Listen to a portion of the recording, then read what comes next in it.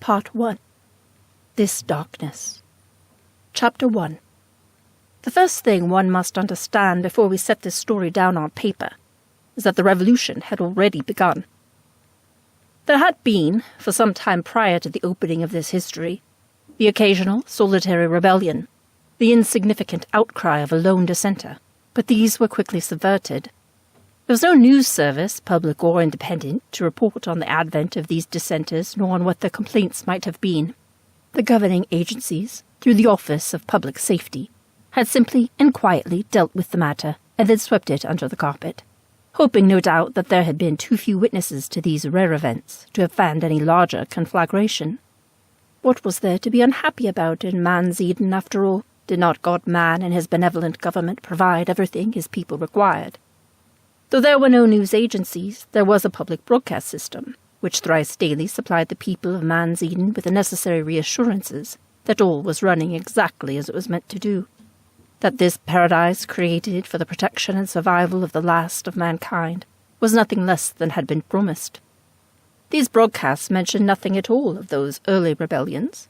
Instead, the stories of bravery and dissent travelled from ear to ear, as they must, told by those who had witnessed them, and then by those who had known someone who had witnessed them, and so on, until they had taken on a life of their own, had grown, indeed, to the proportion of mythology, and, as mythologies tend to do, they had taken on a few believers. But a few was far too many.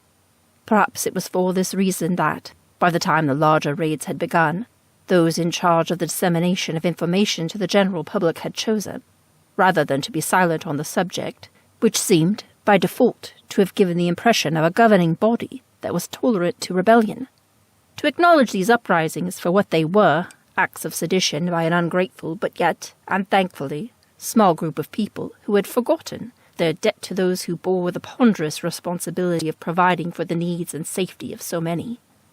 If one were to trust the officials for public safety, these events, though serious enough in their treachery, were really of little more significance than if the city had been beset by a swarm of flies, their stingless buzzing quickly and fatally dealt with.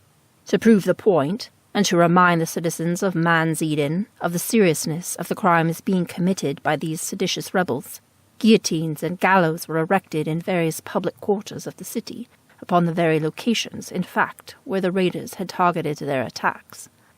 Who these traitors were had yet to be determined. They delivered their assault in clusters, raining down projectiles by the dozens.